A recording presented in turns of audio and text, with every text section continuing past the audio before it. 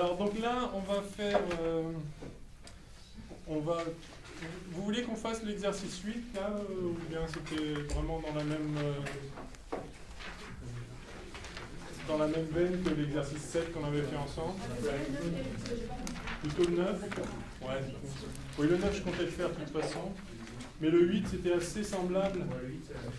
Ouais, ça allait, hein, ça changeait un peu de côté, c'était pour voir le sens des moments, mais bon, grosso modo c'est pareil. Alors on va faire le 9 donc.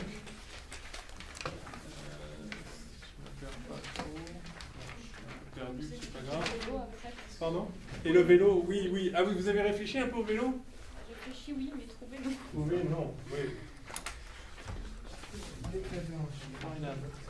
Alors l'exercice 9, c'est un exercice où il y a une jambe qui soutient un poids. Et c'est à l'équilibre. Bon, on va voir ça.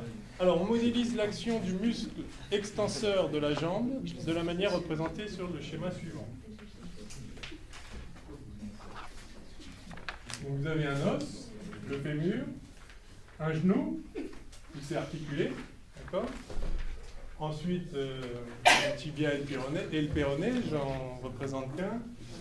Et puis, un pied comme ça. Et puis, sur le pied,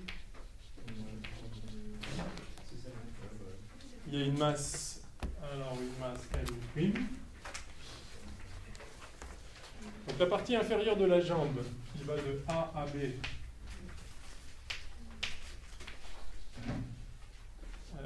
a une longueur AB égale 50 cm.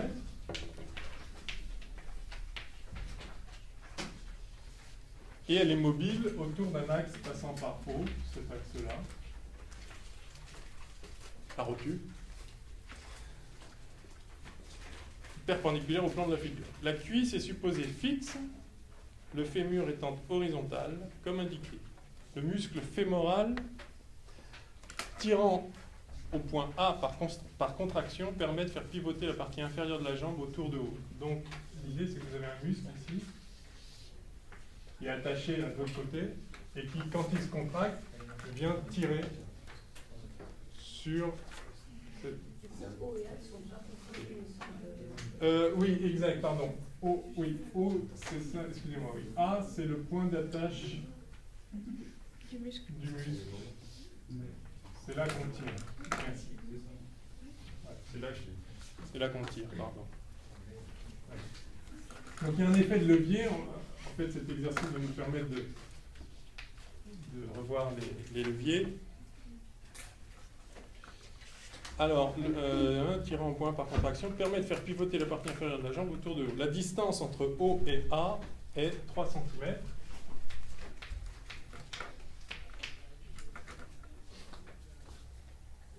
BC représente le pied.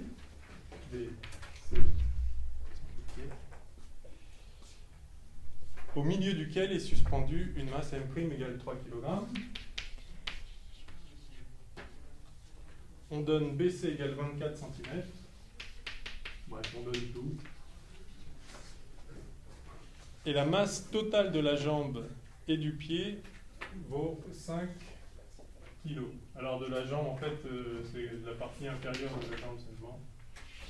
Tout ça, c'est M égale 5 kg.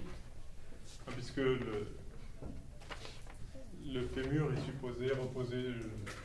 Imaginez par exemple comme ça sur une table, et puis il y a juste une masse au bout du pied.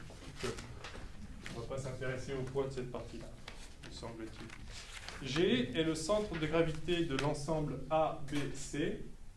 Donc G est quelque part par là.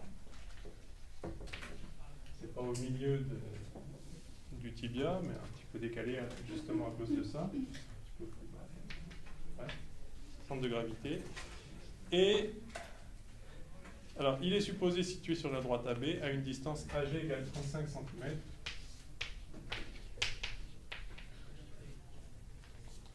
Du point A.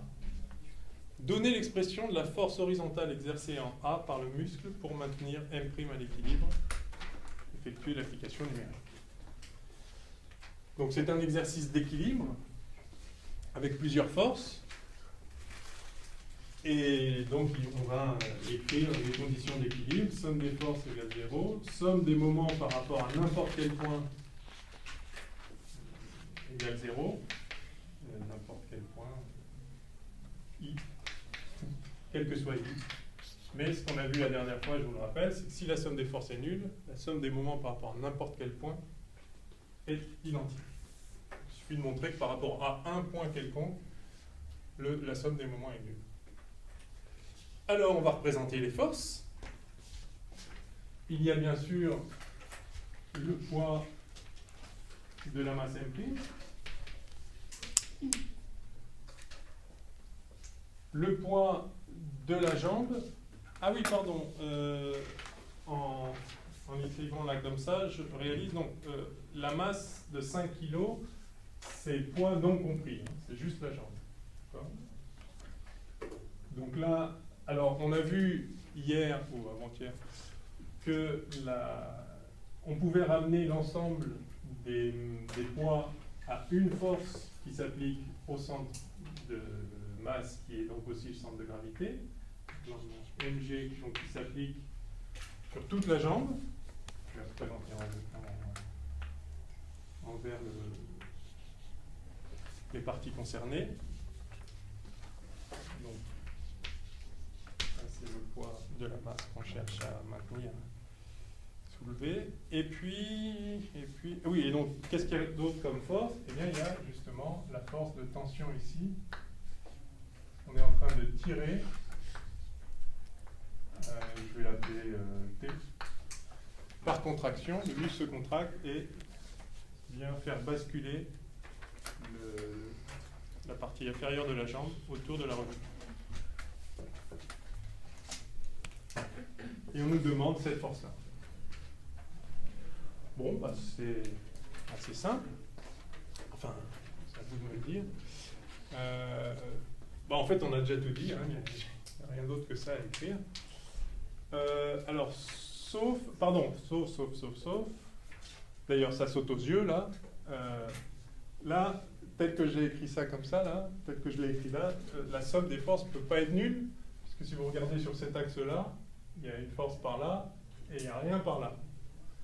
Donc là, il manque quelque chose. Alors, qu'est-ce qui manque? Pardon? Oui, j'ai... La force La force? Non, mais je ne vais pas dire le... Non, en fait, la force qui va faire monter la jambe, c'est vraiment le fait qu'on tire là, quoi. C'est-à-dire, comment ça fonctionne, les muscles dans un corps? C'est que, en fait, vous avez le muscle là, de la cuisse, là, celui-là, qui va se contracter, et en se contractant, il tire là. Et du coup, ça fait basculer exactement comme...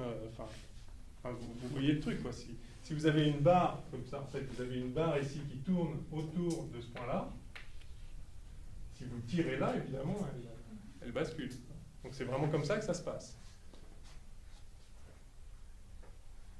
Enfin bref, toutes les articulations, ça marche. Mais c'est une force qui sera liée au poids, je pense, du coup, parce que le poids va exercer une force qui sera... Alors le poids exerce une force verticale comme ça, celui-là aussi, donc ça c'est purement vertical.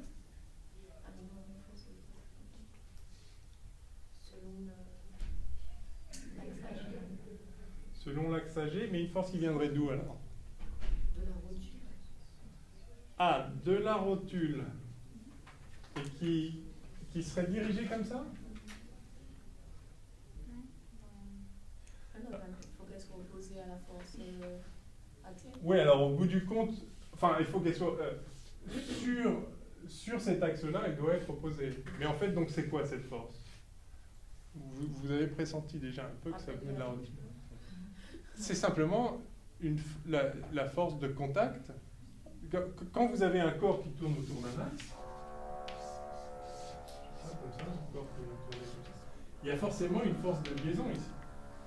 Par exemple, si j'applique une force par là, je pousse le corps là, s'il n'y avait pas l'axe ici qui retient, il ne se mettrait pas à tourner comme ça. Si j'applique par là, bah, alors il y a un moment donc il tournerait, mais le centre de gravité se déplacerait exactement suivant m dvg sur dt égale la force. Donc le centre de gravité se déplacerait. Donc en fait, à chaque fois que vous avez un corps qui tourne autour d'un axe, l'axe, justement parce que ça tient le corps, l'axe exerce une réaction. Donc il y a une force, enfin une réaction, une force de liaison si vous voulez. Il y a une force de liaison entre la rotule et ce qui est attaché à cette rotule. Puisque ça contraint, en fait, la force de liaison entre la rotule et la jambe contraint la jambe à rester sur la rotule. Sinon, ça fait mal. Alors donc, il y a une force en plus. Je vais la représenter, je ne sais pas quelle est sa direction. Je vais la mettre comme ça, R.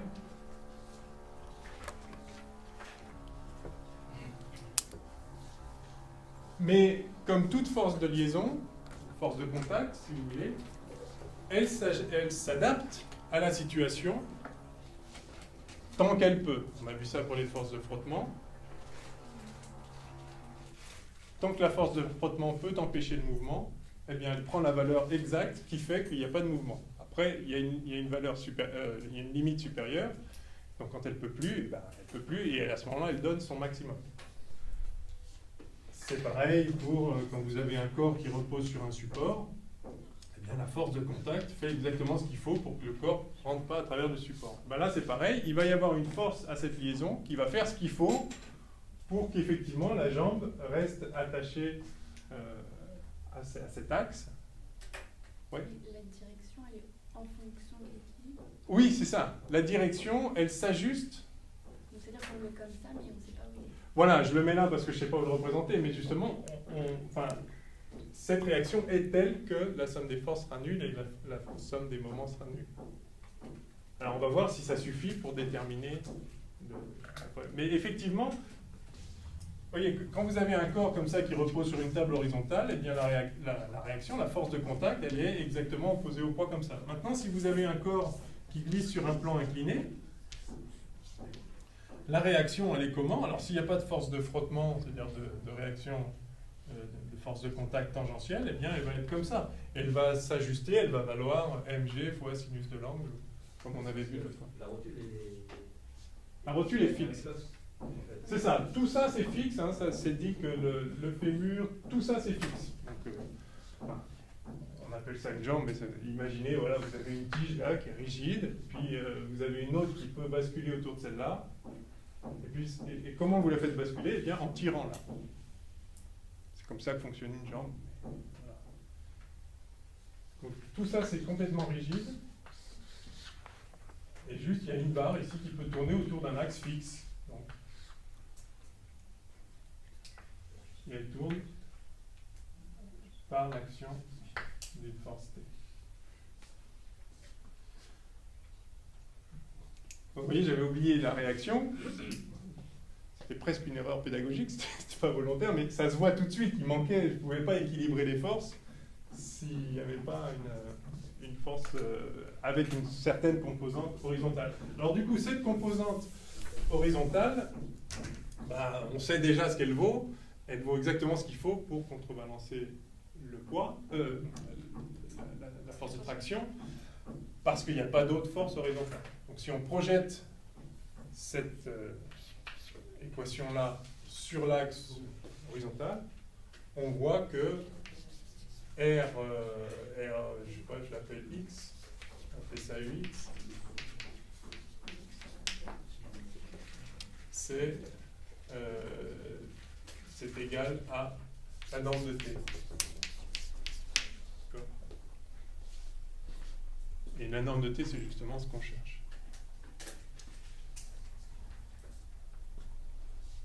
Alors ensuite, donc là, on peut aussi dire donc, que R, la composante, alors on va appeler ça Y, ou Z, allez, RZ, la composante suivant Z de R, ça vaut quoi? Eh bien, ça vaut exactement moins M plus M prime Z.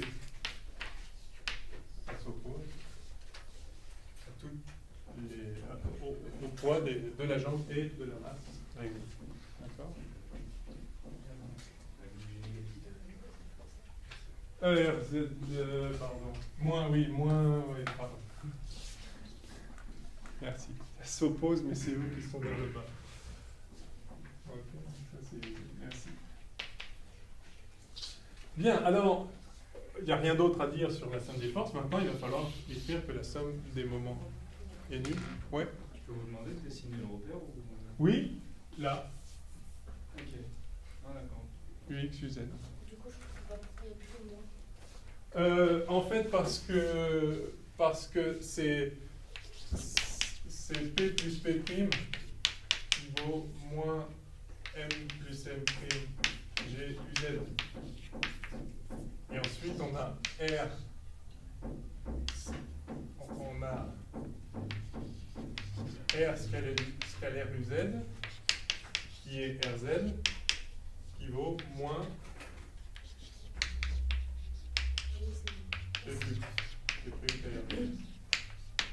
Okay.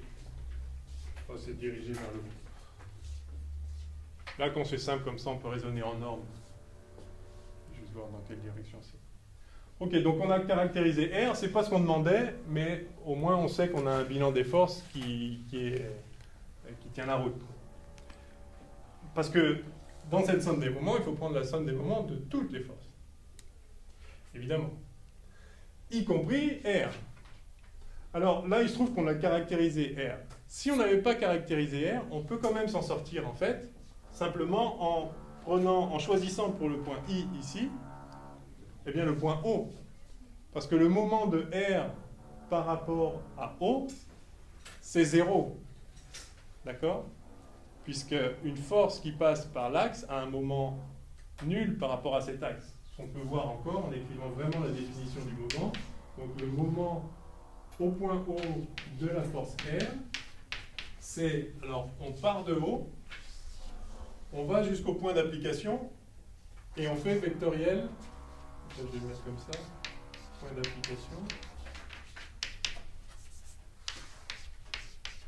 Et on fait vectoriel la force. Ça, c'est juste la définition du moment. Mais ici, le point d'application, c'est O. Donc ça, c'est OO, c'est le vecteur du moment. Donc le moment de R par rapport au point où ça s'applique, le moment de n'importe quelle force par rapport à un axe qui se trouve dans le prolongement de cette force, par lequel cette force passe et on prolonge, est nul. Donc en fait, c'est une façon de traiter le problème sans se préoccuper de R. C'est la raison pour laquelle en fait je ne l'avais pas mis au début, mais en écrivant ça, j'ai bien vu que ça manquait. C'est juste qu'en fait, on n'a pas besoin. Enfin, on n'a pas besoin si on calcule les moments au point O. Mais on pourrait calculer les moments ailleurs. À ce moment-là, on aurait besoin de R, ce qui n'est pas un problème, puisqu'il se trouve qu'on l'a calculé. C'est juste un peu plus long d'extraire R, vu qu'on ne nous le demande pas. Alors, il n'y a plus qu'à écrire. Donc, effectivement, c'est une bonne idée de calculer le moment au point O. Donc, il faut calculer le moment de T, de P et de P' au point O. Alors, allons-y.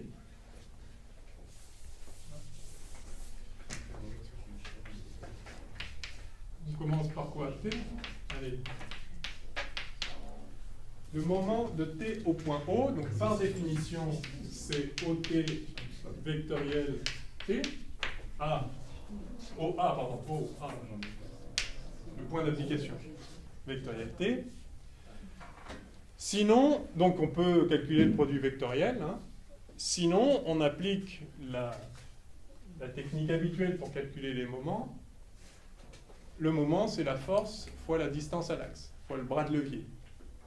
Alors la force, c'est T, et le bras de levier, c'est quoi? Eh bien, vous prolongez T, et vous voyez à quelle distance ça passe de l'axe. Alors du coup, ça dépend de cet angle-là. Alors je vais appeler θ cet angle-là.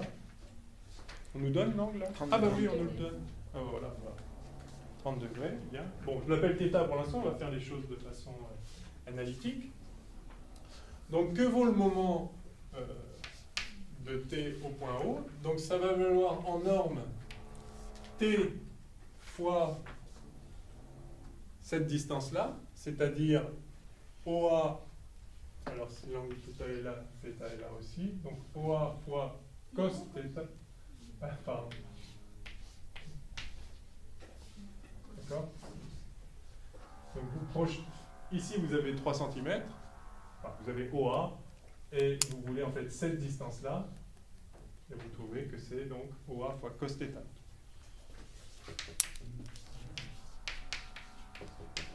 Alors, je n'ai pas encore mis le vecteur là, hein, mais pour l'instant c'est sa norme. Sinon, bien sûr, hein, comme toujours pour un produit vectoriel, c'est la norme du premier vecteur fois la norme du second fois le sinus entre les deux. Le sinus de l'angle entre les deux. Le sinus de l'angle entre les deux, en fait, c'est donc le sinus de cet angle-là qui est bien le cosinus de celui-là. On tombe sur nos pieds. Hein. Mais s'habituer à calculer les moments à partir du bras de levier, c'est quelque chose de très utile, à mon avis, parce que en fait, c'est beaucoup plus rapide, on risque pas de se tromper sur quel est l'angle. Enfin, si, il faut quand même écrire le cos θ, mais c'est assez simple comme ça. Donc je refais le dessin là, peut-être. Je vois que on a du mal à voir.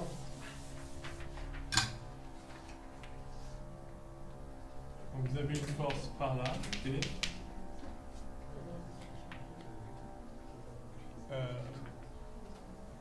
Vous avez cette barre-là, et ici vous avez le point O. Donc, et vous avez l'angle θ ici, donc θ là. Donc le moment, c'est T fois cette distance-là. Oui? Mais quand on a OA, c'est pas sinus normalement? C'est sinus de l'angle entre les deux. Mais l'angle entre les deux, c'est pas θ. L'angle entre les deux, c'est entre T et OA, c'est cet angle-là. Voilà.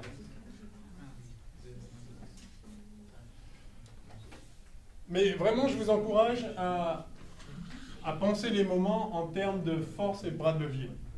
Parce que c'est vraiment ça, comme on les a introduits la dernière fois, c'est vraiment ça l'essence du problème. Oui? L'expression, en fait. L'expression, celle-ci, j'ai pas encore mis le vecteur, hein, on est d'accord, hein, il manque encore quelque chose, mais juste la norme. Hein. T, donc T c'est la norme, donc c'est la force qui tire, je le fais là, c'est la force qui tire, et ensuite c'est à quelle distance cette force passe de l'axe. Donc vous prolongez la force, l'axe c'est celui-ci l'axe, hein, d'accord? Donc cette force, c'est comme si en fait vous tiriez là. Vous avez l'air de tirer loin de l'axe. Mais en fait, vous tirez moins loin que vous croyez, vous tirez là. Donc, rappelez-vous la porte, hein, si vous tirez près des gonds, il y a une toute petite...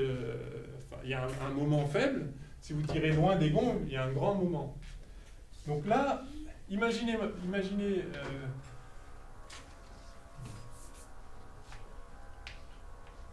la jambe soit très... Enfin, je sais pas.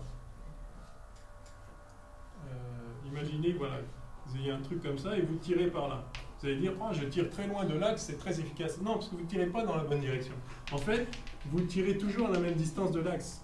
Voilà la distance à laquelle vous tirez de l'axe. C'est ce qu'on appelle le bras de levier. Vous prolongez la force et vous voyez à quelle distance de l'axe ça passe. C'est cette distance-là qui est à prendre en compte dans les moments.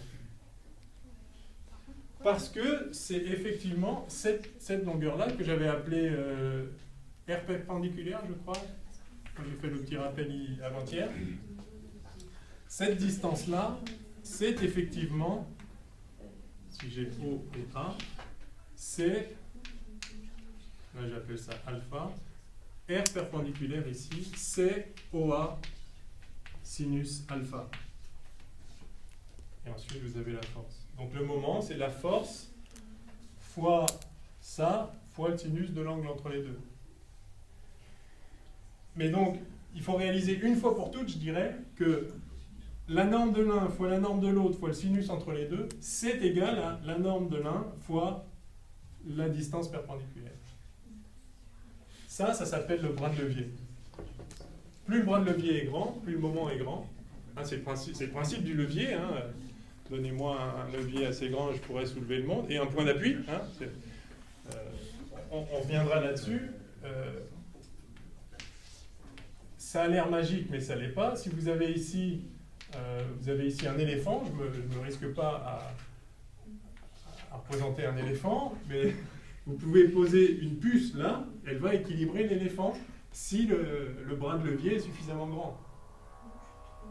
Si vous avez ici une toute petite masse, une puce qui est posée sur un levier comme ça, bien rigide. Vous avez ici mg, ici vous avez grand mg. Mais si le rapport des distances là est exactement opposé au rapport de masse, eh bien le moment de cette force c'est mg fois cette distance là.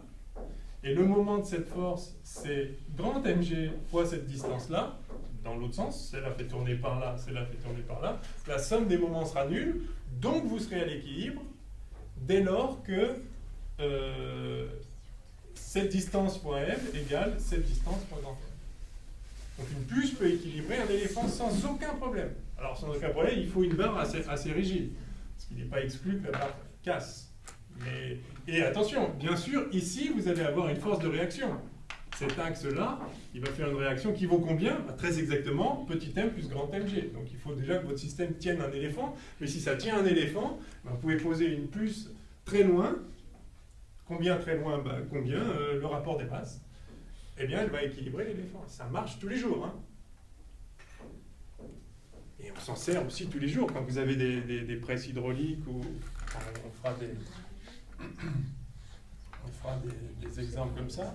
Bon, non, je ne vais pas rentrer dans une étude, on fera ça. Mais c'est le principe du levier. Vous pouvez soulever un truc colossal avec une petite force. Bon, alors, je continue la parenthèse, du coup. Faites bien attention, il n'y a pas de miracle énergétique dans cette histoire-là. L'énergie se conserve. Bon. Le truc, c'est que les forces, justement, ce n'est pas de l'énergie. Les forces... vous pouvez équilibrer cette grande force avec une petite force, mais parce qu'en fait, ce n'est pas votre force à vous qui équilibre cette grande force. C'est le contact, là. Si vous avez un truc là qui s'écrase, dès que vous allez mettre l'éléphant là, ça va s'écraser. Donc, vous pouvez équilibrer une grande force par une petite, mais en faisant appel à un support qui en a une grande. Donc, la somme des forces est nulle. Là où, ce qu'il faut comprendre, donc, c'est que, comme je disais, il n'y a pas de miracle énergétique, c'est-à-dire qu'en appuyant ici, vous pouvez même soulever un éléphant. Je suis capable de soulever un éléphant si j'ai si j'ai un bras de levier assez long. Qu'est-ce qui se passe? Parce que quand même, quand je vais soulever l'éléphant mettons, d'1 centimètre, ça nécessite une énergie colossale quand même. Ça nécessite une énergie, combien? Eh bien, M, un grand M, la masse de l'éléphant, fois G, fois la hauteur. Parce que je lui donne une énergie potentielle, après si je lâche, il redescend, il accélère, il va acquérir la vitesse de 1,5 de mv2 égale mgh, bref, tout ce qu'on a vu sur la conservation de l'énergie.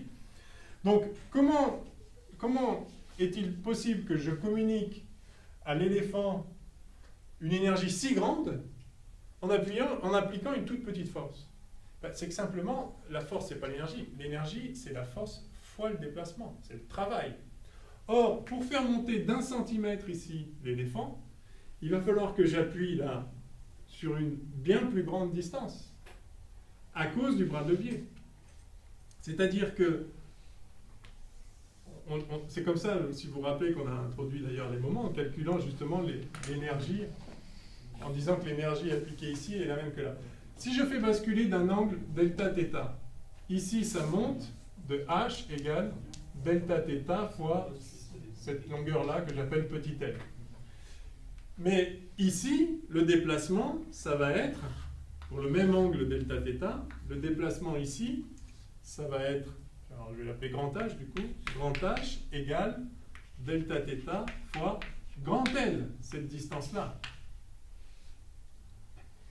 Et si vous calculez le travail de cette force, vous allez obtenir, donc celle-ci je l'appelle petit f, cette petite force. Vous allez obtenir le travail de la force, c'est f fois le déplacement. Alors ça va être un peu en cercle, donc, mais je prends l'infinitésimal. Donc f fois grand L, f fois grand H, déplacement, ça fait f grand L delta θ. Eh bien cette énergie va être égale à celle-ci. Ici vous avez donc le poids, je vais l'appeler grand P, fois L delta θ. Le travail que j'ai fourni ici est égal au à l'énergie gagnée là, dès lors que petit f fois grand L, c'est-à-dire ma force fois le bras de levier, donc mon moment, est égal à grand P fois petit l, c'est-à-dire la force fois le bras de levier, c'est-à-dire le moment de ce point. Donc, et ceci quel que soit delta θ. Si Fl égale grand P petit l, alors le travail fourni par la force F, la petite force ici, est égal à l'énergie gagnée par le corps là. Donc la stratégie est la suivante, dans un levier, je ne suis pas capable d'exercer une grande force, donc je recours à un stratagème, un levier, qui me permet d'exercer une petite force, mais du coup plus longtemps, sur une plus grande longueur. Parce qu'il n'y aura pas de miracle énergétique. Si je veux monter un éléphant d'une hauteur 1 cm, je dois fournir l'énergie nécessaire. Mais je peux fournir une énergie de plein de façons différentes. Soit avec une grande force sur une petite distance, soit avec une petite force sur une grande distance. C'est ça l'idée du levier. C'est que ou d'un cric de voiture. Un cric de voiture, vous faites plein de fois, vous pompez plein de fois, ou vous tournez, ça dépend les crics. Vous appliquez une force petite. Si vous vouliez soulever la voiture, vous auriez vraiment du mal. Mais la voiture, elle monte de ça. Donc l'énergie totale que la voiture a gagnée, donc que vous devez fournir, c'est la masse, enfin c'est le poids de la voiture fois de quoi elle se déplace, enfin de quoi se déplace son centre de gravité. Vous ne pouvez pas fournir une force si grande, mais vous appliquez une petite force sur le cric, mais vous faites beaucoup de tours de manivelle. Donc la force fois le chemin parcouru, ça va être grand.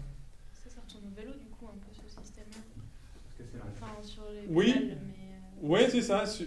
Alors effectivement, sur le pédalier, c'est ça. Vous appliquez une force. Effectivement, vous tournez beaucoup plus que tourne le pignon, mais moins que tourne la roue. Donc après, voilà. Enfin, il faut bien écrire l'équilibre des moments à chaque fois. Mais il faut comprendre cette histoire de levier qui vous permet de fournir une certaine énergie avec une force plus faible, si vous voulez, ou à l'inverse avec une force plus grande. Parce que vous pouvez utiliser le levier à l'envers aussi, hein, dans l'autre sens.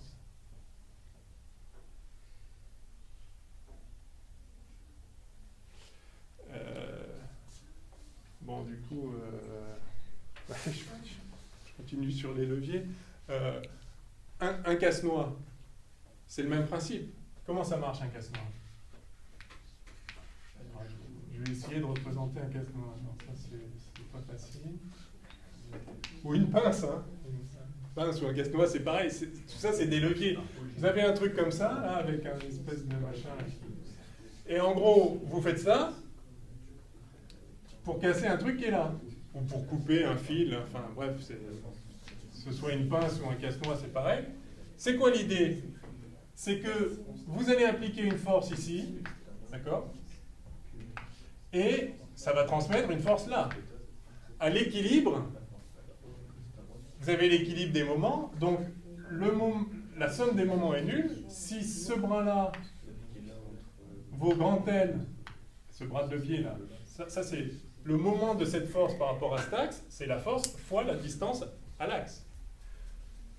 Donc là je vais appeler ça petit f, et là je vais appeler ça grand F et ça petit l. Et bien à l'équilibre, juste avant que ça casse, vous avez grand F fois petit l qui vaut petit f fois grand L. Je ne sais pas si les notations vous parlent, mais enfin, hein. L'idée c'est que vous avez, si grand L sur petit l est grand, ce rapport de bras de levier est égal au facteur de démultiplication de la force. En appliquant une force petit f ici, vous pouvez produire une grande force F là, une force qui va être multipliée par le rapport des bras de levier. Et ça, c'est l'équilibre des moments qui vous le dit. Donc, si j'appuyais comme ça sur la noix, je n'arriverais pas à la casser. Mais je prends un levier qui va démultiplier cette force et je peux la casser sans grand effort. Mais il n'y a pas de miracle. L'énergie que je fournis là quand je la casse, c'est ma force fois le déplacement, et effectivement, je fais un déplacement beaucoup plus grand que si j'appliquais la grande force, la force totale, là-dessus. Donc, énergétiquement, ça ne change rien. Mais je fournis l'énergie avec une petite force sur un grand déplacement. C'est le principe de toutes les poulies, c'est le principe de... Quand vous... Excusez-moi, je continue la partie.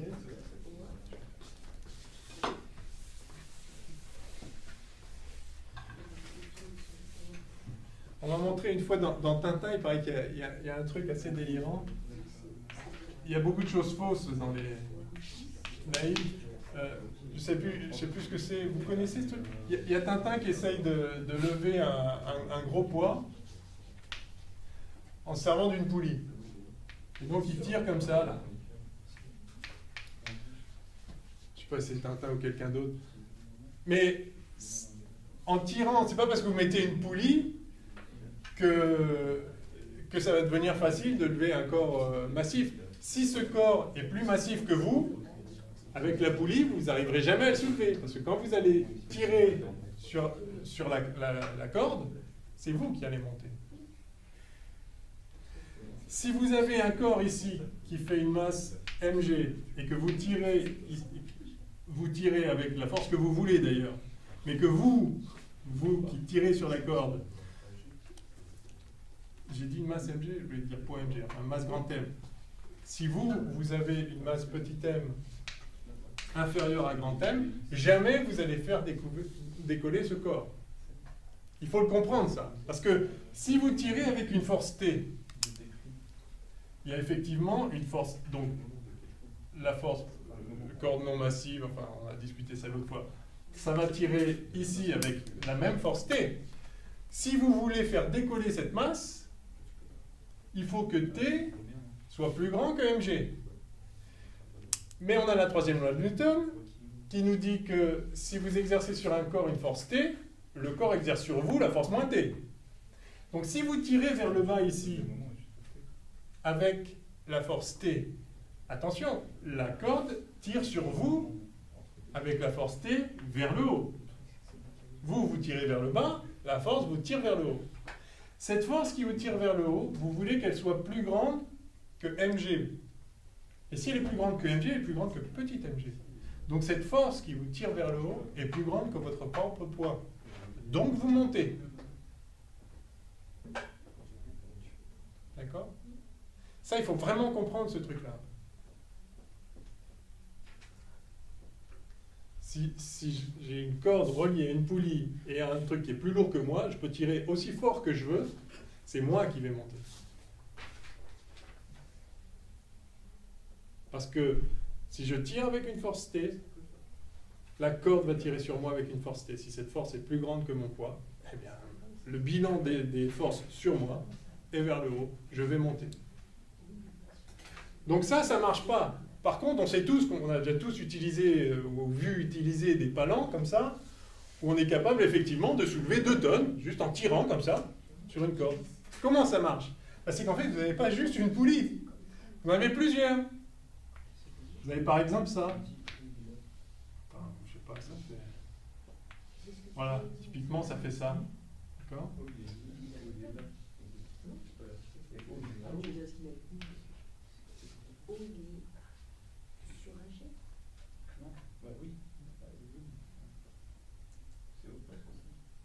Je vais y revenir. Donc si vous faites ça, c'est très différent. Parce que là, en fait, quand vous allez tirer de 1 cm, ça va monter de 3 ou 4 cm. En tirant, vous allez rapprocher aussi cette autre poulie. Enfin, bon, je pourrais dessiner proprement un palan. Si vous voulez, on ferait ça plus proprement une autre fois. Mais l'idée, c'est que là, vous pouvez appliquer une force plus petite. Elle va être démultipliée ici. En fait, vous allez avoir plusieurs fois la tension qui agit, ça va être 3 fois ici, qui agit sur ce corps-là. Et à ce moment-là, vous pouvez appliquer une force qui est plus petite que votre poids, mais dont l'effet là, qui va provoquer une tension ici plus grande que ce poids-là. Bref, Mais, encore une fois, il n'y a pas de miracle énergétique. Pour monter ça d'1 centimètre, il va falloir tirer la corde de 3 ou 4 ou 5 cm suivant le nombre d'allers-retours qu'il y a là-dedans. Donc vous allez démultiplier effectivement votre force, mais le travail fourni sera toujours, la force fois la longueur sur laquelle elle s'applique, sera toujours égal au travail fourni. Bien. Alors je ferme cette parenthèse et on revient là. Alors vous êtes d'accord donc avec cette expression, hein, c'est bien ça. Est-ce Oui. qu'on peut montrer que si l'angle était pi sur 2 plus θ ou Oui. pi sur 2 moins θ, c'est plus simple que... Plus simple que de voir que cette force s'applique à cette distance-là? En fait, non. Si on Ouais. monte là-haut et puis on voit que l'angle au final entre OA et T, c'est pi sur 2 moins... C'est pi sur 2 moins θ, ouais. Ça, c'est pi sur 2 moins θ. Ouais. Et qu'après, Du coup, vous pouvez écrire ouais, T fois OA fois sinus de pi sur 2 moins θ. Et après, on retrouve... Et du coup, ça donne ça. Oui, oui, oui. De toute façon, c'est juste, c'est vrai. Si vous n'arrivez pas à avoir le bras de levier, ouais, bien sûr, vous pouvez toujours faire ça. Je vous conseille juste vraiment d'essayer de voir le bras de levier, parce que je vous assure que c'est plus simple. Parce que vous auriez très bien... Je suis sûr que si j'avais posé la question, un petit quiz, là, il y aurait eu un coup sur deux, allez, 1 sur 3 qui aurait dit que l'angle entre les deux, c'était θ. Donc repérer, enfin c'est pas forcément si simple, mais ça marchera toujours si vous dites la norme de l'un fois la norme de l'autre fois le sinus de l'angle entre les deux. Ça c'est sûr, ça marchera toujours. Mais c'est tellement rapide, une fois qu'on a compris les bras de levier, c'est tellement immédiat que vraiment ça vaut le coup d'essayer de le voir. Alors, on va le faire pour les deux autres aussi. Donc je continue là, j'ai la norme, il me faut maintenant la direction, le sens. Alors, ça fait tourner autour de l'axe O. Donc, la direction, ça va être quelque chose comme ça. Alors, bah, si là j'ai UX, UZ, où est UY dans le tableau? On ne place pas UZ en position 3 au niveau de l'arrivée. Si, justement. Donc, UX, UY, UZ. Ouais. Donc, Y rentre dans le tableau. Du coup, dans quel sens fait tourner T? Bah, T fait tourner comme ça. Donc, suivant moins UY. La force T fait basculer par là. Fait tourner comme ça. Donc, c'est rien. Pourquoi ça sort pas du tableau si on fait Y? c'est X, Y, Z? Ah non, mais c'est X, Y, Z l'ordre. L'alphabet X, Y, Z. Pas Z. Ah oui, d'accord, oui, Z. Ok. Donc, moins UY. Alors, sinon, pardon, comment j'ai trouvé moins UY? Alors, bien sûr, on peut faire les trois doigts, mais on peut aussi raisonner globalement en disant cette force-là, elle fait tourner par là. D'accord? D'accord, si vous tirez là, ça fait tourner comme ça. Donc, cette force fait basculer le corps comme ça, et cet axe, ça, c'est un axe qui sort. Vous dévissez par là. Donc, c'est par là, donc c'est moins UY. Sinon, bien sûr, vous faites OA, vectorialité, et vous voyez que ça sort. Ça marchera à tous les coups. Moi, je vous encourage à faire les deux, en fait, pour vraiment vérifier. Vous faites le produit vectoriel avec vos doigts, puis après, vous vérifiez que c'est bien cohérent par rapport à votre intuition sur comment agit la force. Par exemple, cette force-là, on sait qu'elle va faire tourner le corps dans l'autre sens. Dans ce sens-là, et donc ça va être suivant UY. On le sait tout de suite, sans même utiliser les doigts.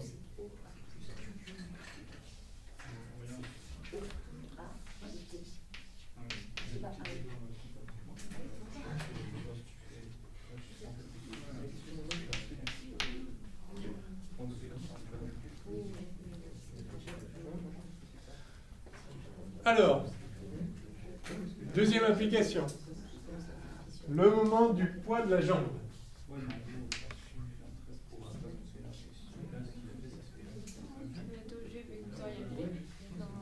Alors, par définition, effectivement, c'est OG vectoriel MG. On part du point où on calcule le moment, on va vers le point d'application, premier vecteur, vectoriel, la force. D'accord? Et là, alors, on peut le faire avec le sinus de l'angle, etc. Ou sinon, on peut voir que la distance à laquelle cette force s'applique, la distance à l'axe, c'est ça. Vous le voyez ou pas? Ouais, c'est assez évident. Le bras de levier, quand vous tirez là, en fait, vous tirez là. Le bras de levier, c'est cette longueur-là.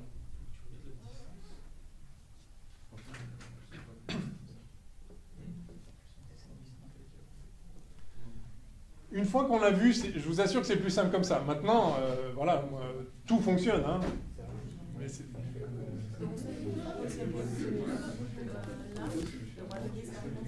le bras de levier, c'est ça. D'accord? Parce que cette force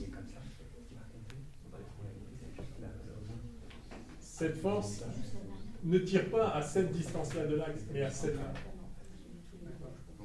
Ou, j'avais montré l'équivalence la dernière fois, si vous voulez, ce n'est pas toute cette force qui tire sur cette distance-là, mais uniquement la composante orthogonale. Mais c'est plus difficile de voir comme ça. C'est beaucoup plus simple de raisonner en bras de levier. Dans le deuxième cas, on comprend mieux physiquement. On comprend mieux physiquement pourquoi. C'est pour ça que la dernière fois, j'ai passé un peu de temps à vous montrer l'équivalence des deux. Mais je peux le refaire si vous voulez, parce qu'il faut l'avoir bien compris. Vous pouvez effectivement décomposer cette force en celle-ci plus celle-ci. Et celle-ci ne produit, donc qui tire en fait par là, ne produit aucun moment. Donc seule celle-là produit un moment. Alors cette distance-là, c'est cette force fois le sinus de l'angle entre les deux. Enfin, sinus de cet angle-là. Donc c'est une autre façon de le voir, mais c'est plus compliqué comme ça, enfin c'est moins pratique sur un schéma. Et c'est ça qui nous avait permis de justifier cette expression avec le produit vectoriel qui donne le sinus. Donc, bien sûr, vous faites comme vous voulez. Hein. L'essentiel, c'est d'avoir la bonne expression du moment. Ça marchera toujours si vous faites le produit des normes fois le sinus de l'angle, pour aller trouver le bon angle, etc., puis avec vos doigts. Mais un raccourci qui fonctionne très bien en pratique, une fois qu'on l'a compris, c'est vraiment d'aller prolonger la force pour voir à quelle distance réellement cette force s'applique, à quelle distance de l'axe cette force s'applique réellement. Et cette distance, donc ici, c'est ça. Alors après, bien sûr, il faut savoir ce que vaut cette longueur-là. Dans certains cas, cette longueur sera donnée dans le problème. Là, elle n'est pas tout à fait donnée, mais enfin, on a un OG et on a cet angle-là. Cet angle-là, c'est le même que celui-là. Donc la distance ici, le bras de levier, c'est OG fois sinus de θ.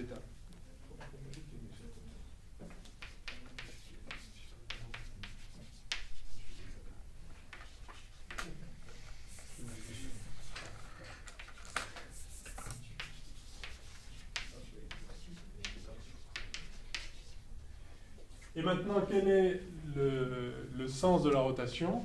Eh bien, évidemment, cette force fait tourner comme ça, donc on vise dans le tableau, donc c'est suivant UY, que vous pouvez bien sûr vérifier en prenant directement le produit vectoriel OG, alors OG, vectoriel MG, ça rentre dans le tableau. Entraînez-vous à faire les deux, comme ça vous serez vraiment sûr, vous n'êtes pas trompé de signe.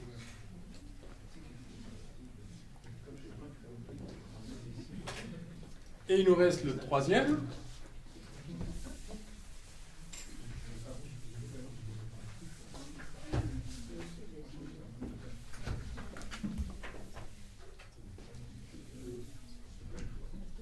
Le moment de la troisième force, M en haut de, alors cette fois de M'G. Alors pareil, ça va être en pratique. Alors il faudrait appeler ce point-là, je vais l'appeler J, point milieu. En pratique, c'est donc OJ. Ah bah tiens, ça c'est un bon exemple de la supériorité de la technique du bras de levier. Donc, on est d'accord que le point d'application, c'est J. Donc, c'est OJ vectoriel M'G. Alors là, tiens. Ah, super, super exemple. Voilà pourquoi c'est vraiment, vraiment supérieur. Parce que essayer de faire ça, c'est quoi OJ?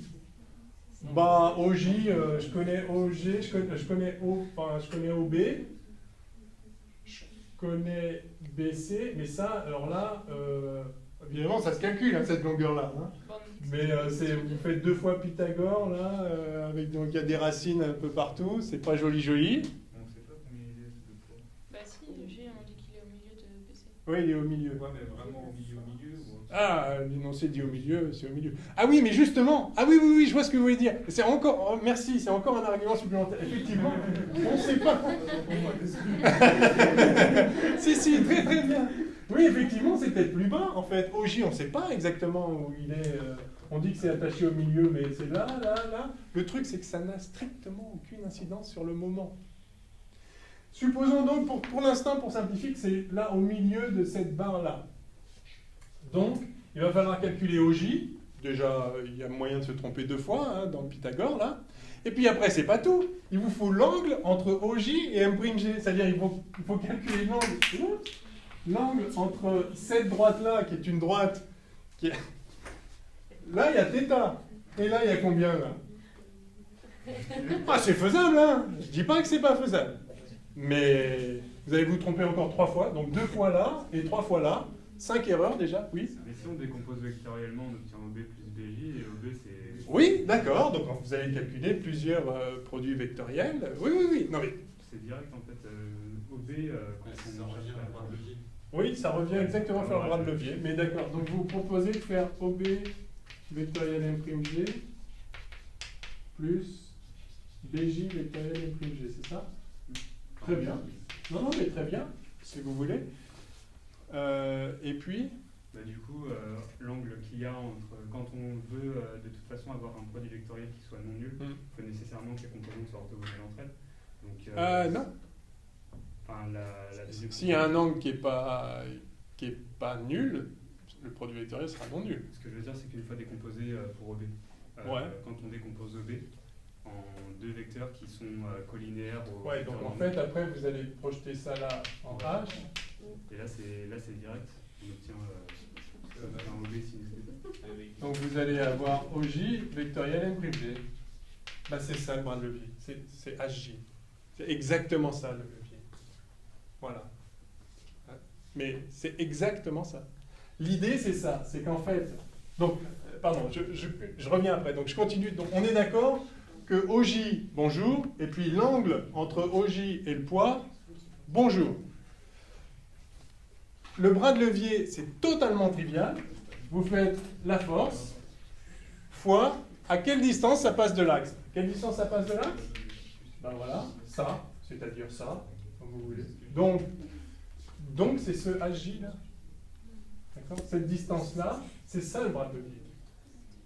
Et ça vaut quoi? Ah ben ça vaut HB plus BJ.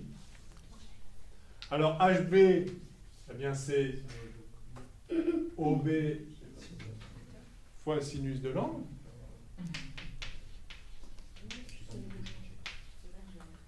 Et puis BJ, bah c'est BC sur 2. BC étant donné. Et dans quel sens ça va? Bah, ça fait tourner comme ça, donc ça rentre dans le tableau. Donc c'est suivant.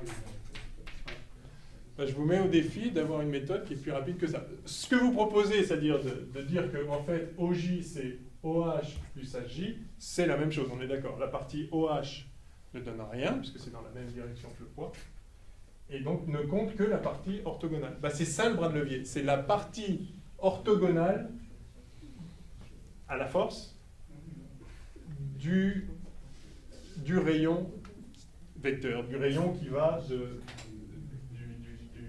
de l'axe au point d'application de la force.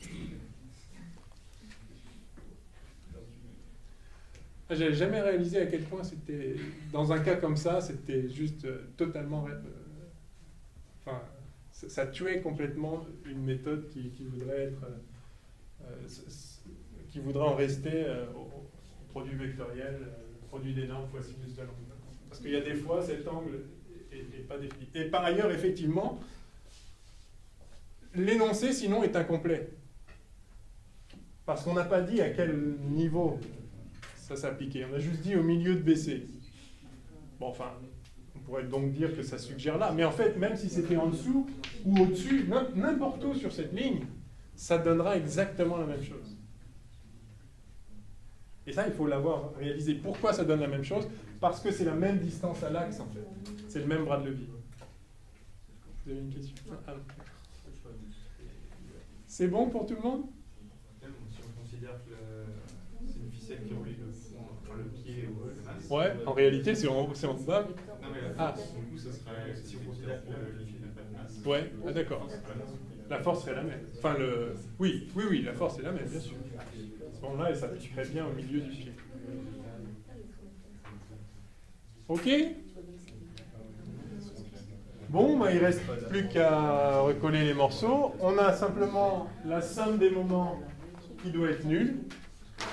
Donc, je vais avoir directement T. Hein, donc j'ai moins TO à cos θ plus MGOG sin θ plus ça égale 0. Donc T égale la somme des deux moments des poids, là. Donc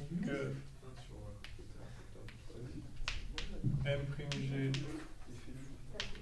OB sin θ fois BC sur 2 plus... Ah, oui, plus. Merci. Je crois que je l'ai dit à l'oral et j'ai écrit une fois. Bref. Donc plus BC sur 2, là, voilà, plus MG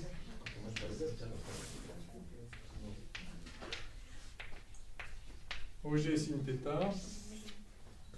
le tout sur OA cos θ. Bon.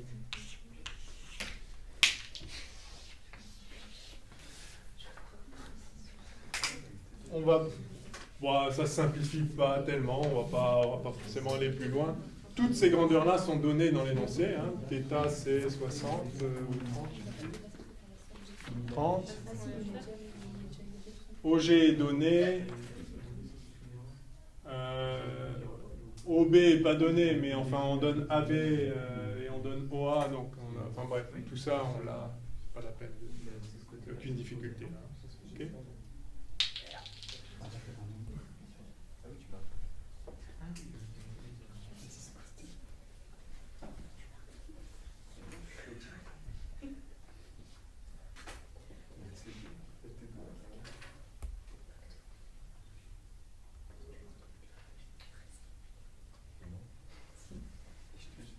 Vous avez des questions? On va en faire d'autres de toute façon, hein. Enfin quelques-uns. Pour trouver l'angle lequel R son rapport à la jambe. Oui, on peut caractériser, oui, on peut voir dans quelle direction. Ah oui, l'angle entre R et la jambe, ouais, c'est une bonne question. Est-ce que c'est orthogonal, quoi? C'est ça qui vous travaille. Eh bien, on va voir tout de suite ce qu'il en est. On a donc Rx et Rz. Je peux effacer là. Ouais.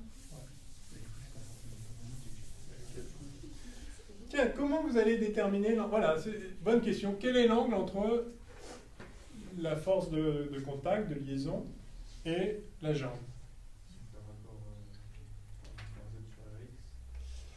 Ah ben voilà, oui, c'est une possibilité. Donc si vous faites... Ah oui, mais là, vous allez avoir l'angle... Ok. Donc je vous laisse continuer. RZ sur Rx, ça va donner quoi? RZ sur Rx, ça va donner quoi? Là, on a Rx, hein, ici. Et là, on a RZ. Donc vous allez avoir cet angle-là. Disons... Ça, c'est la tangente de cet angle-là que j'appelle phi. Et pourquoi on n'utilise pas ce qu'on a écrit précédemment? Ouais. On cherche l'angle entre R et la jambe. Mais si on a dit que. Enfin, pourquoi on n'utilise pas les expressions qu'on a données pour RZ et on n'y arrivera pas quand même? Si, c'est ça qu'il veut faire, mais en fait, la question, c'est, une fois, donc, vous avez effectivement besoin de la caractérisation de R et de... Mais on a T aussi, du coup, maintenant. Oui, on a T, ça vaut ça. Donc, on a Rx et Rz. Donc, Rx et Rz sont supposés connus. Mais maintenant, comment vous déterminez l'angle? On a le premier principe, c'est à l'équilibre. Pardon? On est à l'équilibre, il suffit que toutes les forces se compensent. Oui. Donc, les forces se compensent, ça nous a permis de déterminer Rx et Rz. Alors, Rx en fonction de T. Et maintenant qu'on a T, on a tout caractérisé. Donc, maintenant, on connaît les forces. Et la question qui est posée là, c'est quel est l'angle entre R et la jambe? Une question why not, hein? On a les composantes, donc on connaît R, et on veut en déduire l'angle. Comment vous feriez? Donc ce qui suggère la... L'angle qu'on cherche, c'est celui-là.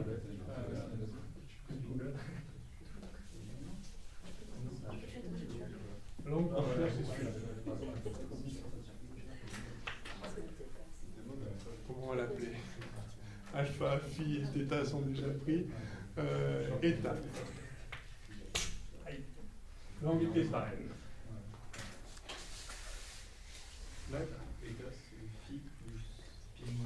Donc c'est phi plus phi sur 2 moins θ.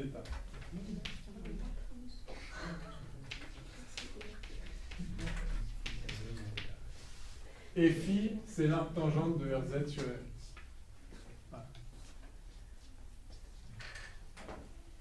Et Rz, c'est M plus M', G, et Rx, c'est ça. Donc, c'est un sacré bazar à écrire. Vous voyez donc, a priori, il n'y a aucune... Enfin, je serais très surpris, enfin, j'affirme que le résultat, c'est pas pi sur 2. D'accord?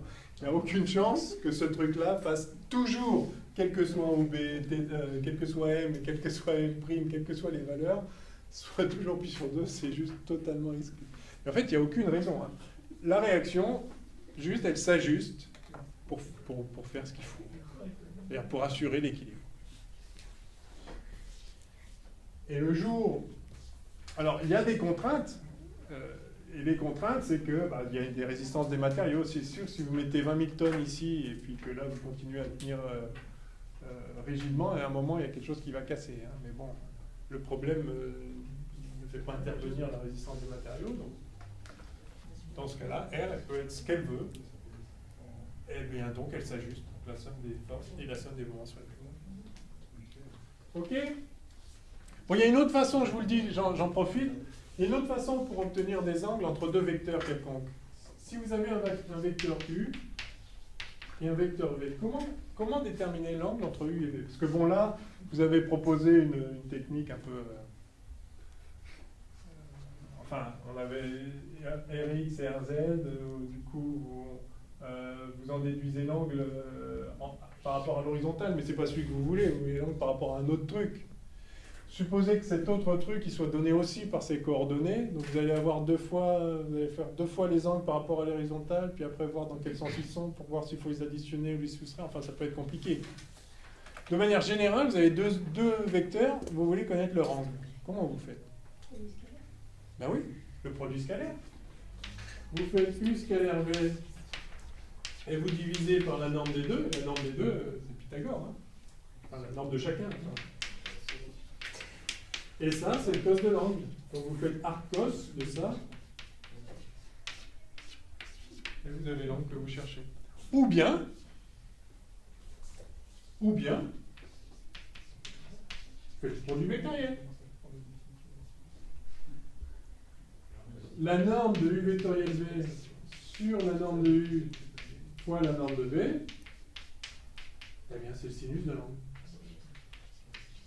Et donc vous en prenez l'arc sinus. Donc si vous avez deux vecteurs avec leurs coordonnées, trouver leur angle, c'est très simple.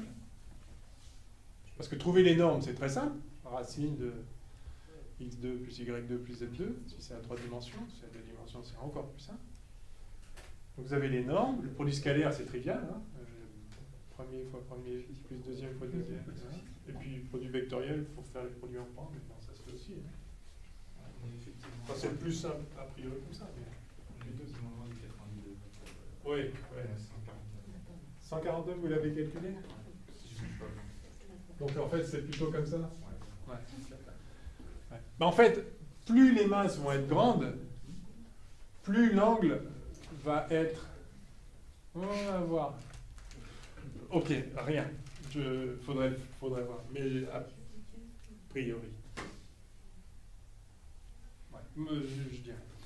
Parce que je ne suis pas sûr. Ok? Quelle heure est-il? Donc là, ça fait pas tout à fait 1h30. Donc soit on fait une pause maintenant et après on enchaîne. Peut-être j'imprime les trucs. Soit on fait encore... Qu'est-ce qu'on a d'autre à faire comme exo que je vais distribuer? Il y avait... L'échelle. Ah, l'échelle. Ah, on peut peut-être faire l'échelle tout de suite.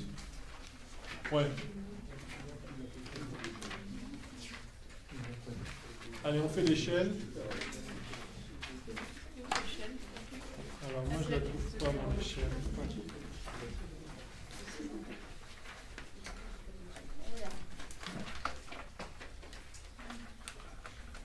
Je l'ai pas, moi, l'échelle, mais ouais, merci beaucoup. Ok. Alors ça aussi, c'est archi classique, mais il faut savoir faire.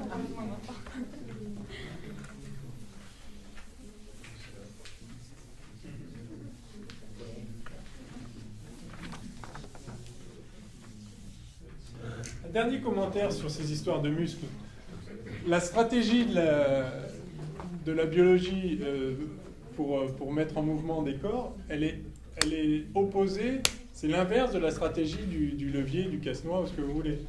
En l'occurrence, vous avez quelque chose qui doit tourner, vous voulez bouger toute la jambe, donc là il fallait appliquer une certaine force, et si on avait calculé le module de T, on aurait trouvé un module beaucoup plus grand que le poids qu'on cherche à soulever. Pourquoi? Parce qu'en fait, vous voulez développer une force, vous voulez équilibrer ici une force qui s'exerce loin de l'axe, alors que votre muscle, il ne peut tirer que tout près de l'axe. Donc en fait, il faut tirer beaucoup plus fort que la force que vous développez derrière. Enfin, l'effet de la contraction du muscle fournit une force qui est bien plus grande que la force que vous récupérez effectivement au bout, parce que vous avez le bras de levier qui est défavorable dans ce cas-là. Mais simplement parce que, en fait, vous n'avez pas le choix. Votre muscle, il ne peut pas se contracter sur une grande distance. Hein, les cellules, elles ne peuvent pas doubler de taille. Donc, chaque cellule se contracte un tout petit peu. Donc, globalement, avec un tout petit mouvement, vous allez pouvoir faire un grand mouvement à l'autre bout du membre. Mais le prix à payer, c'est que la force doit être très grande. Parce que le rapport de levier, le bras de levier est défavorable. Bon, bref. Vous pouvez mettre la question à 150 degrés pour R, il aurait été plutôt dans l'autre sens. Si T en norme était beaucoup plus grand que J3. Ah oui, ce serait l'inverse. Oui, il serait presque horizontal. Si T domine, R va juste compenser T, puis le poids, ce sera négligeable. À l'inverse, si les poids dominent, c'est sûr qu'en fait, R, il doit essentiellement compenser le poids. T un petit peu, mais peu. Ouais. Allez, l'échelle. Donc, O, A, B, G au milieu ici, θ. Voilà, alors une échelle considérée comme un solide homogène de masse M de longueur L est placée en appui sur un mur vertical au point B et sur un sol horizontal au point A. Le centre de masse de l'échelle situé en son milieu est noté G. On note θ, l'angle d'inclinaison par rapport au mur, voir la figure. Premièrement, montrer que l'échelle glissera nécessairement sur le sol s'il n'y a pas de frottement.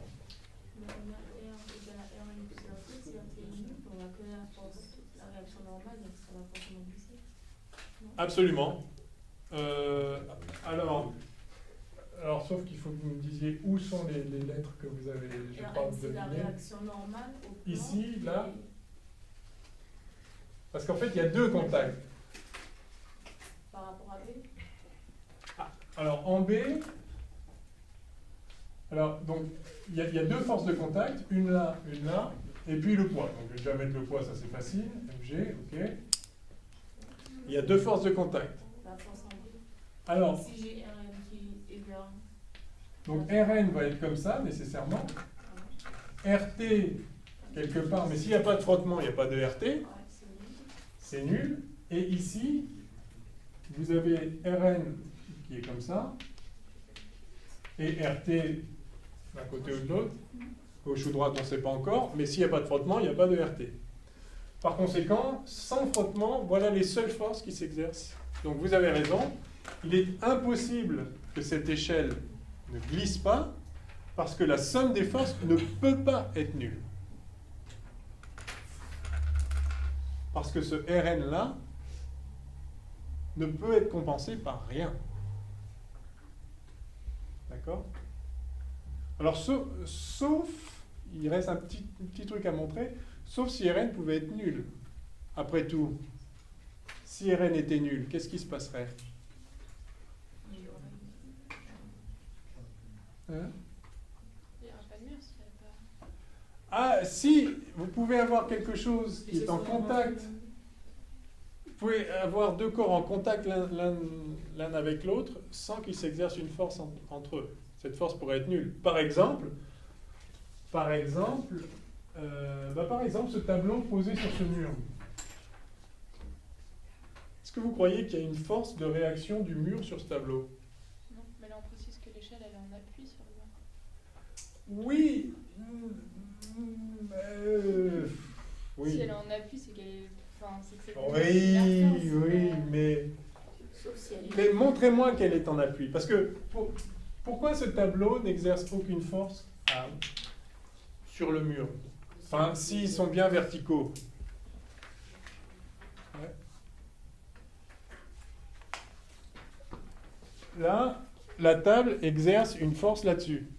Si je les mets verticaux, tous les deux, ils peuvent être encore en contact, mais ils ne vont plus exercer de force l'un sur l'autre. Simplement parce que la réaction, la force de contact, vient s'opposer à quelque chose. La force de contact, ici, empêche que l'échelle passe à travers le mur. Mais peut-être que l'échelle n'a pas du tout envie de passer à travers le mur. Auquel cas, la force est zéro. Comme le tableau, évidemment, il y a une force sur le tableau, sinon il tomberait, mais la force, c'est les vis là qui le tiennent. D'accord? Et cette force, elle n'est pas dirigée comme ça, elle est dirigée comme ça. Donc le mur sur le tableau exerce une force, enfin, via les vis dirigées vers l'eau, mais absolument pas une force de réaction comme ça. Pourtant, ils sont en contact. C'est dans la même inclinaison. Je crois, oui. Et pourquoi maintenant? Donc, comment vous allez justifier qu'ici, la force Rn est pas nulle? Θ est différent de pi sur 2, enfin c'est pas la même. Oui, θ est différent de pi sur 2, mais et alors? C'est pas le même angle que. Enfin, OB. D'accord. Non, mais d'accord, mais physiquement, la force de contact, c'est une force de réaction. D'accord. Cette force intervient avec un seul effet, un seul but, si on peut donner un but à des corps. Ouais. Un seul but, c'est d'empêcher l'échelle de passer à travers le mur. Cette force est une force qui empêche les corps de rentrer dedans. Donc, si l'échelle veut rentrer dans le mur, alors le mur va exercer une force pour l'en empêcher. Si elle veut rentrer dans le mur. Effectivement, si elle était verticale, vous avez l'intuition qu'elle ne voudrait pas rentrer dans le mur, et donc il n'y aurait pas de force. Mais pourquoi? Qu'est-ce qui change là? Bien sûr, je comprends votre intuition, vous avez raison, c'est parce qu'il y a un angle. Mais pourquoi? Parce que la force qu'exerce l'échelle sur le mur, là, elle est comme ça. Mais pourquoi? D'où vient cette force? Pourquoi la force exerce une... Certes, elle est exactement opposée même, hein, donc action-réaction. La force que le mur exerce sur l'échelle, la même force que l'échelle exerce sur le mur. dans l'autre sens. Mais pourquoi c'est pas 0? Pourquoi, si je fais rien, l'échelle aurait envie d'aller dans le mur? Si Rn était nul, il y aurait un centre de rotation entre G et A, et donc ça devrait passer dans le mur. Yes, yes. Si vous avez Rn qui vaut 0, si Rn était nul, alors voilà les deux forces, il y aurait juste ces deux forces qui s'exercent sur l'échelle.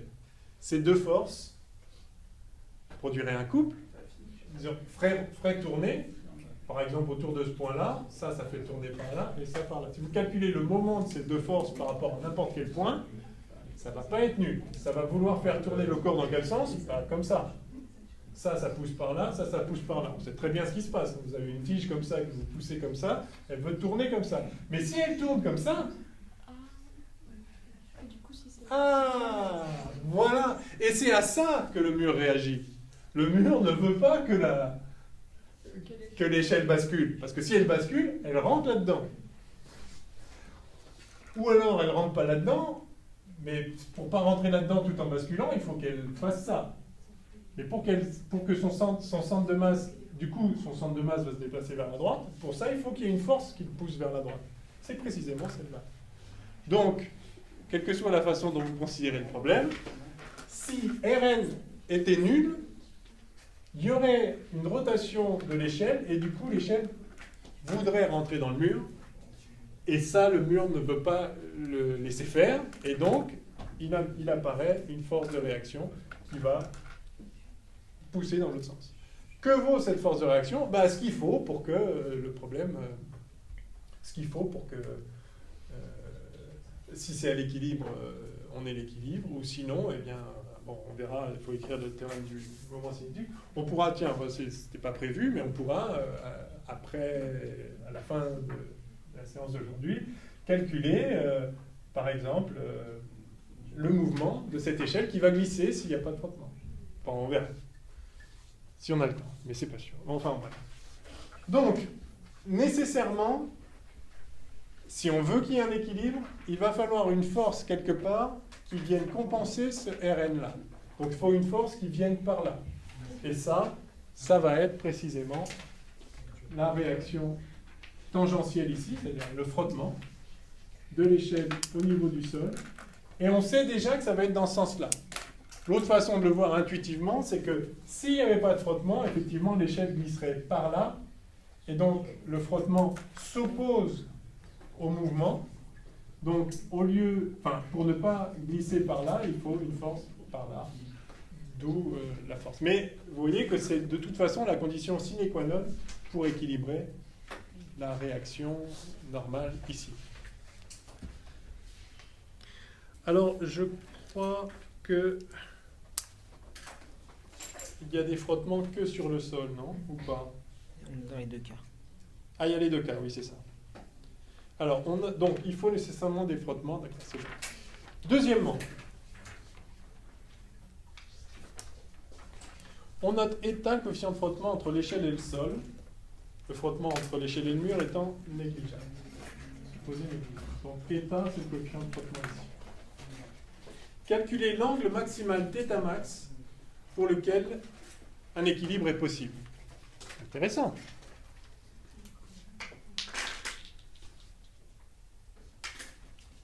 Alors, équilibre veut dire somme des forces égale 0, somme des moments égale 0. Bon, c'est vraiment très facile, somme des forces égale 0. Alors les moments, on va choisir le moment où on veut.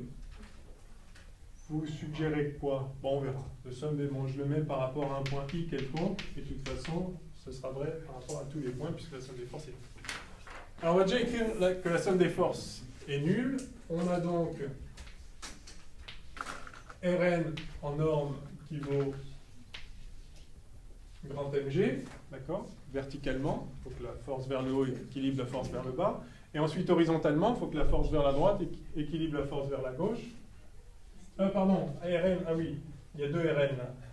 Donc ça, on va l'appeler, on va l'appeler Rna, Rna et Rnb, ok?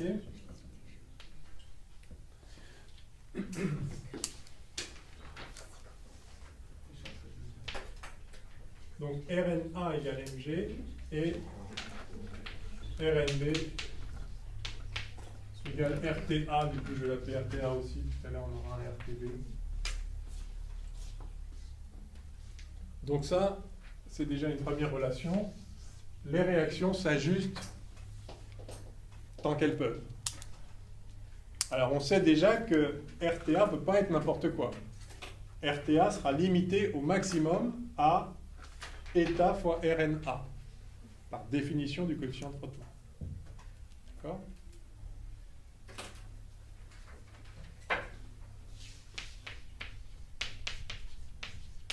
Donc il faut déjà écrire à la limite du glissement.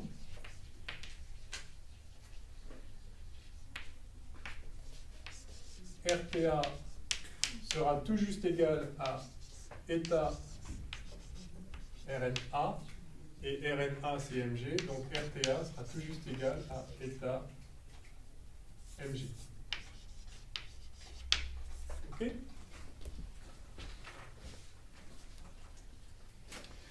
Et maintenant, on va écrire que la somme des moments est nulle. Alors, en A, hein, comme ça on va éliminer deux forces, hein, tant qu'à faire. Donc on va avoir le moment au point A du poids, de M, je le note comme ça, grand Mg, plus le moment au point A de Rnb. Ça doit être égal à 0. Alors, plus les deux moments-là, mais ils sont nuls, je ne les réécris pas, vous avez compris maintenant. Le moment d'une force par rapport à son point d'application est nul, bien évidemment. Donc j'ai juste à écrire ça. Eh bien, le moment en A du poids, ça vaut quoi? Alors, le poids fois le bras de levier. Alors, soit vous écrivez AG vectoriel G, soit vous voyez qu'effectivement, le poids passe à quelle distance de l'axe, là, de A, eh bien, à cette distance-là. Et cette distance-là, si vous avez θ là, vous avez θ là. Donc cette distance-là, c'est GA, c'est-à-dire la longueur sur 2, L sur 2, fois sinus de l'angle. Donc L sur 2 sin θ, fois mg. Et alors, dans quel sens ça fait tourner, ça? Cette force-là fait tourner comme ça, hein, fait basculer par là.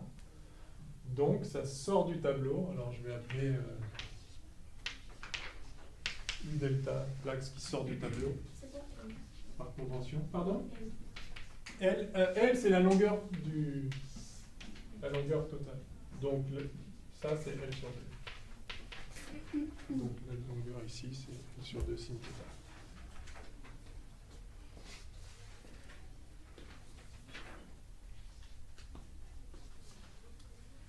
OK.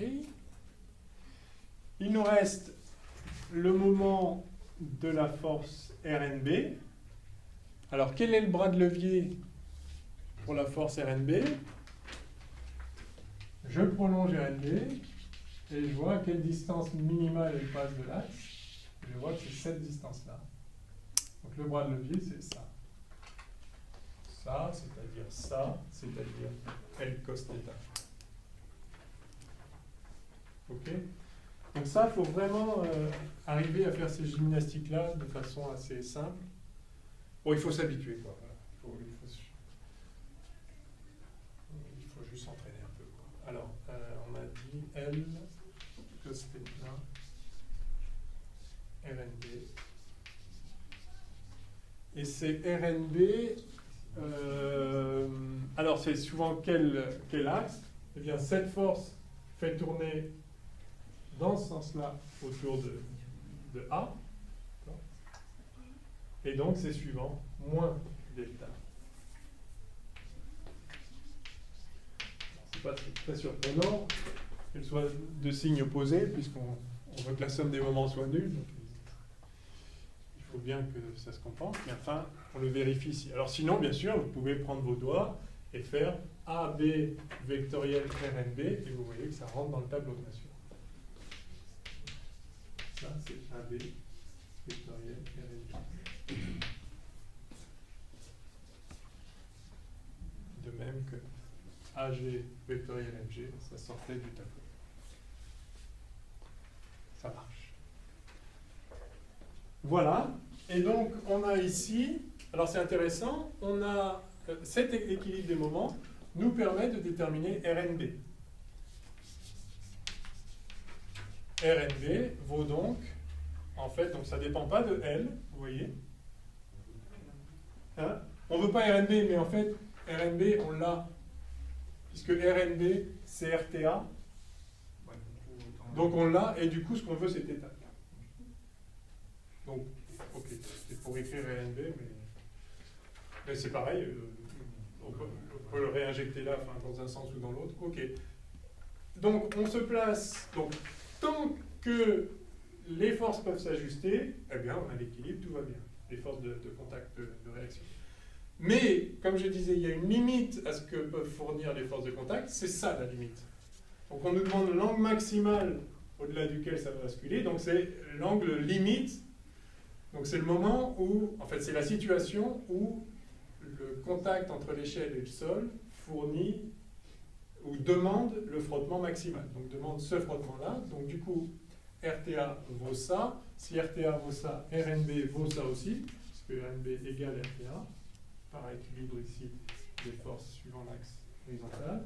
RNB c'est θ MG. Si je remplace ça là-dedans, je vois que l'équilibre des moments à la limite du frottement donne... Alors donc le L s'en va, c'est intéressant, c'est indépendant de L. D'accord? La longueur de l'échelle ne change rien. Et on a donc sin θ sur 2 fois mg. Et vous voyez que c'est aussi indépendant de m, de la masse, et de g. Vous faites ça sur la Lune, vous faites ça avec une échelle en plomb ou en bois, ça ne changera rien. L'angle maximal, comme on va le voir tout de suite, dépend uniquement du coefficient de frottement. Donc on obtient sin θ sur 2 moins cos θ, en fait, égale 0. Moins Non, ils vont juste facteur. État, oui, état. Il est où état? Merci. Oui, RNB. Ouais. Oui, alors, là j'ai pris les normes. Hein. C'est pas une bonne chose à faire. Ce serait mieux d'écrire un truc comme ça. Mais à ce moment-là, enfin, j'ai pris les normes partout. J'aime pas trop, c'est vrai que vous avez raison de... C'est que là, c'est tellement évident le sens que j'ai pas voulu trop alourdir, mais en vérité, ce que j'ai appelé RNB, c'est la norme de RNB, c'est pas la valeur algébrique, c'est pas la composante RNB. Bon, il se trouve qu'en plus, elle va dans cette direction-là, donc c'est la composante. Enfin, elle est positive, mais bon, j'ai un peu court-circuité le raisonnement. Enfin, j'ai fait une petite entorse à la rigueur. Voilà. En tout cas, on obtient ça, d'où on tire tangente θ égale 2 états.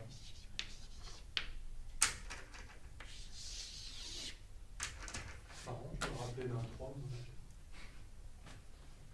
Oh, bon. On n'a pas fait de bêtises, là? Si? Non. Non. Oui, non, parce que G est bien au milieu, donc... ok, bon, voilà. Donc, et état, c'est quoi? État, en fait, c'est l'angle... Enfin, tangente de... Enfin, état, pardon, c'est tangente de l'angle entre Rn et RT. Si vous représentez Rn et RT comme ça, pour avoir la réaction totale qui est la somme des deux, vous voyez que, en fait,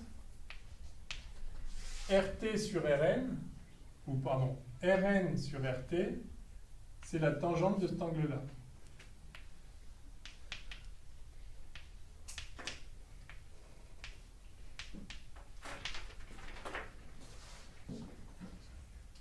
Donc tangente alpha max, c'est eta. Donc vous avez tangente θ qui est tangente θ max, qui vaut 2 fois tangente alpha max.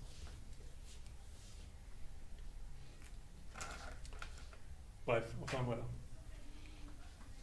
On fait une pause. Ah non, on fait la question 3 et puis on fait une pause. Comme ça on finit exo. Alors il y a l'exercice aussi classique, c'est que vous faites monter quelqu'un là-dessus, vous mettez un angle donné qui est plus petit que le θ max, et vous faites monter quelqu'un sur l'échelle, et vous demandez jusqu'à quelle hauteur il peut monter avant que ça glisse. C'est pour ça que vous avez un facteur 3, peut-être que le son de gravité, du coup, vous déplacez à L sur le point.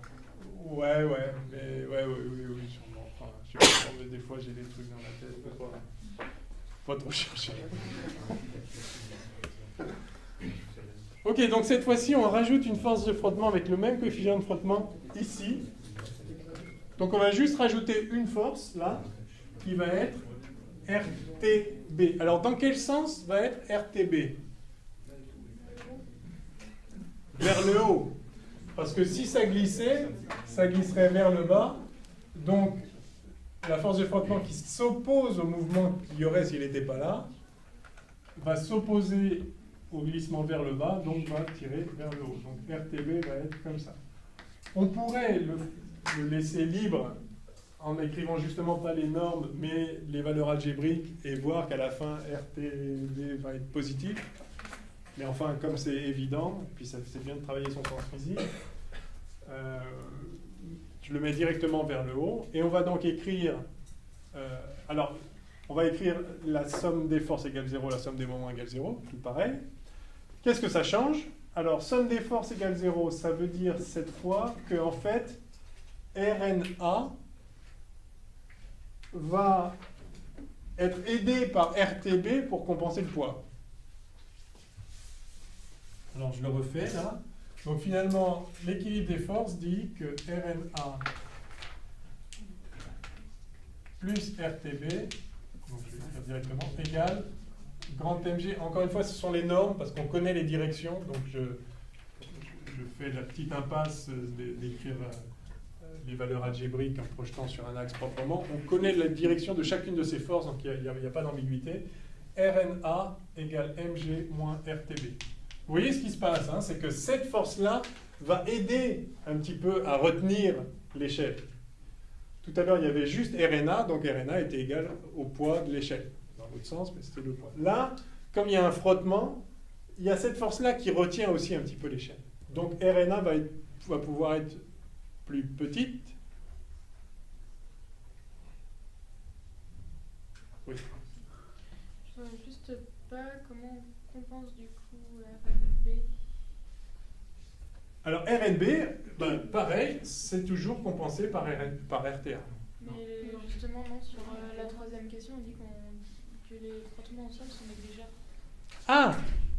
Ah oui, d'accord. Alors si, d'accord. Alors la question, la réponse à la question, j'avais pas vu la question jusqu'au bout. Si les frottements au sol sont négligeables, juste ça va tomber, c'est tout. C'était tout bête. Oui. Donc le problème, enfin oui. Donc là, voilà la réponse. S'il n'y a pas de frottement là, vous pouvez mettre tous les frottements que vous voulez là, ça glissera quand même. Même si là, vous la collez presque. Enfin, parce qu'il n'y a rien qui va compenser RNB. Dans ce cas-là, l'angle max sera celui du mur, comme on l'expliquait tout à l'heure, pour que les deux Du coup, l'angle peut être... Pour pas qu'il y ait Bah non, il n'y a pas d'angle d'angle maximal. Si ça glisse, ça glisse, quoi. Donc il n'y a pas moyen d'avoir un équilibre avec juste des frottements ici. Donc on ne peut pas dire que l'angle doit être nul. Ah oui, nul. Ah oui, pardon. Oui, vous avez raison. Ouais, nul, exact. Hein? Non, nul, θ, nul. Ah oui, 90. non, mais... Ouais, bon, bref. Donc oui, le calcul se complique un tout petit peu si on laisse les deux et qu'on voit ce qui se passe. Alors faisons-le très très vite. Je croyais que c'était ça la question. J'ai lu trop vite. Donc RNA égale Mg moins RTB. Donc ça, on a toujours ça. On a toujours par ailleurs RNB qui vaut RTA, encore une fois en norme, donc, pardon pour tout à l'heure, c'est qu'on connaît la direction, donc je parle en norme. Et puis, il faut écrire maintenant l'équilibre des moments. Donc, on ne va pas le faire jusqu'au bout, peut-être parce qu'on a autre chose à faire. Vous avez compris le principe. Juste, donc, ça ne change rien pour ce moment-là. Ça ne change rien pour ce moment-là. Il y a juste à rajouter le moment de RTB par rapport à A. Donc, je vais juste écrire ça, puis après, il n'y a plus qu'à appuyer. Donc, le moment en A de RTB. Donc, un petit exercice d'application de ces leviers. Que vaut ce moment? Bon, déjà, on sait qu'il va faire tourner comme ça. D'accord? Si vous tirez là, ça fait tourner le truc comme ça. Donc, ça va être suivant moins U delta. Je vais déjà écrire ça. Et quelle va être sa norme? Eh bien, c'est RTB fois la distance à l'axe. Et la distance à l'axe, le bras de levier, c'est quoi? C'est ça. D'accord? Prolongé, et vous voyez que cette force, en fait, elle tire là, par rapport à l'axe ici. Donc c'est cette distance-là, donc c'est L sin θ. Vous voyez, c'est très très simple, une fois qu'on a acquis la petite gymnastique des bras de levier, les moments se calculent vraiment, juste, on les voit en fait, en quelque sorte. Donc voilà, vous rajoutez ça ici, et puis ça marche, quoi. Vous vous mettez à la limite de glissement, c'est-à-dire, alors il faut voir où ça va commencer à glisser. Est-ce que les deux décrochent au même moment ou pas? Enfin bon, il faudrait travailler un peu, je veux pas, ça va nous emmener un petit peu loin. On rajoute juste un peu au moment de MG et de RMG, c'est ça? Oui, c'est ça. Si vous appliquez les forces ici, enfin les moments ici, vous avez ce moment-là qui ne change pas, ce moment-là qui ne change pas, et plus celui-là.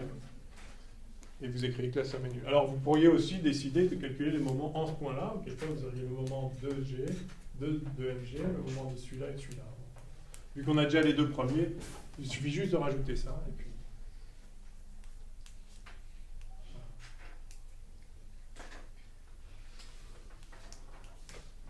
Ok? Allez, petite pause. Et on reprend avec le moment cinétique.